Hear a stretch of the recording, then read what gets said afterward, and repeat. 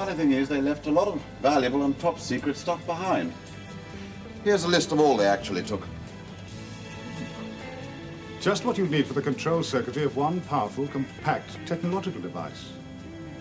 A disintegrator gun, for instance. Tom Baker comes along, I think, as maybe life's getting a bit more bohemian then, a bit more eccentric, a bit more free-for-all. There's a lot more freedom in I think, in Tom Baker's portrayal and in the clothes that he wears, so maybe that suits the age. From the goodies to the good life, Citizen Smith to the Silver Jubilee, viewers were in for a right royal treat in the 70s. Looking back on Doctor Who, is that it was the best thing that absolutely ever happened to me. It was simply wonderful. While Borg was charming centre court, Tom Baker took centre stage, becoming the longest-serving Doctor to date.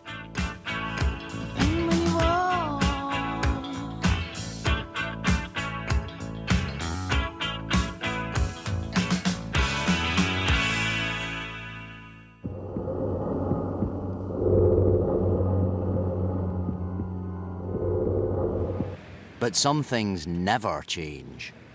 There was a kind of different level of energy on the set the day of the Daleks. Oh, he's lovely.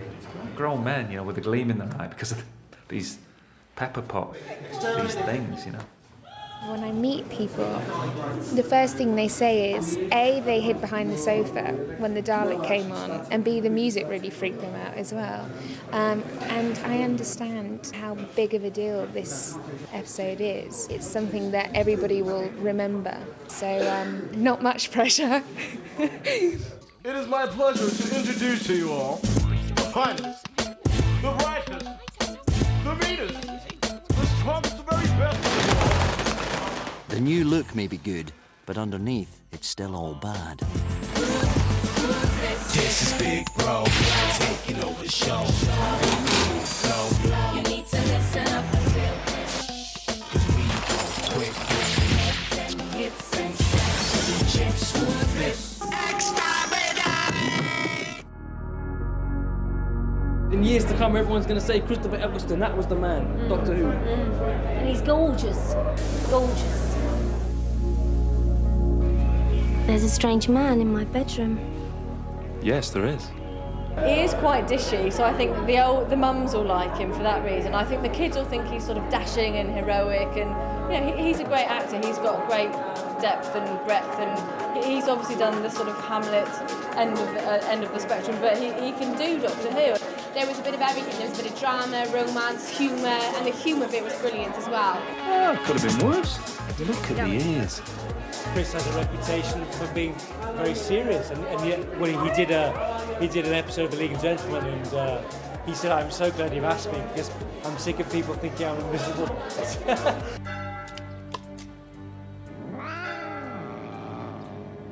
Kenny Harris, As I Live and Breathe.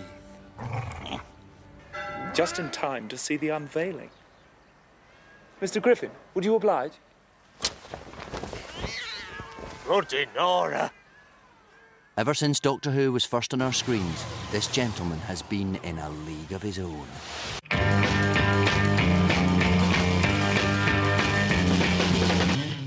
We'll show him whether this is a time machine or not. Way back in the decade of revolution, when the BBC saw double, the world was changing fast as a new generation of broadcasters set sail. We're going to do the thing right here with the improv go on, Caroline South.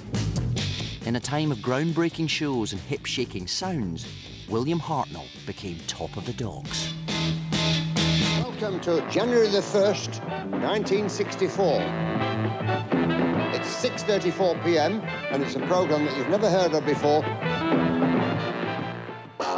Brusque, but never brisk, this doddering doctor became the nation's favourite grandad from Gallifrey.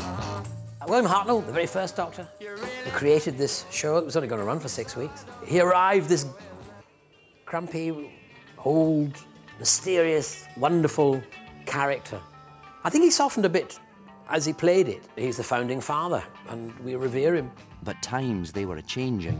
And when Hartnell preferred retirement to time travel, it was up to Patrick Troughton to take up the mantle of this maverick Time Lord. You get William Hartnell. He's an old, authoritative grandfather, which very much suits the early 60s Patrick Troughton comes along, and the most brilliant thing about him is that he's got a Beatles haircut. It is literally a Beatles haircut. If that doesn't say late 60s to you, I don't know what does.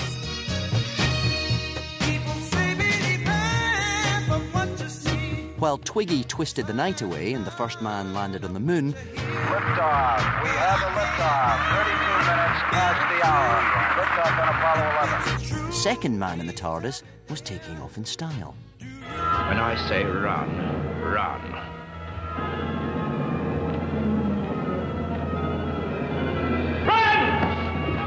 If I had to put my hand on my heart and say, OK, excluding yourself, who's your favourite Doctor?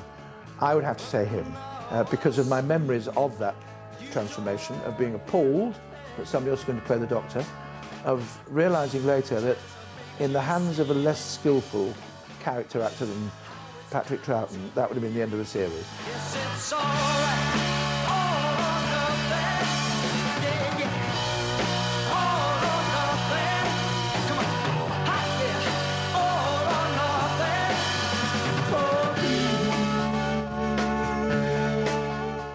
This colourful character ended the 60s on a high, and Doctor Who would never be seen in black and white again. If I had a colour television set, I wouldn't want anything else for the rest of my day. It's a television! It's in colour!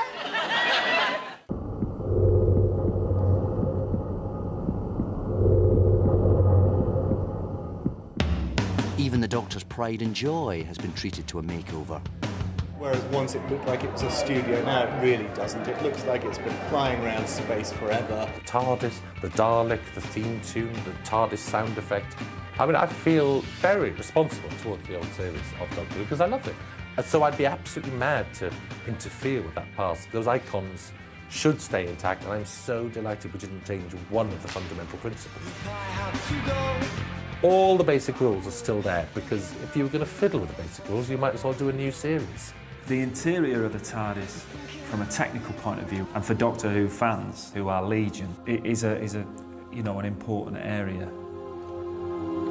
And on this production, we've really gone for it. The design team have created a massive space. I was so overwhelmed by the size, the scale of it, how beautiful it was as well. And you know, there are no limits in that TARDIS. We can do anything in that thing. Right. Where do you want to start? The inside's bigger than the outside. Yes? It's alien. Yeah. It's quite daunting at first for Rose. And obviously, it's a completely alien experience. It's something she's never seen before. I've loved playing him. And I love taking part in the basic essence and message of the series, which is it's a short life, seize it and live it as fully as you can. Care for others, be respectful of all other life forms, regardless of colour or creed. To be part of that has been fantastic. It's really slick and the music's fantastic, isn't it? It's really good.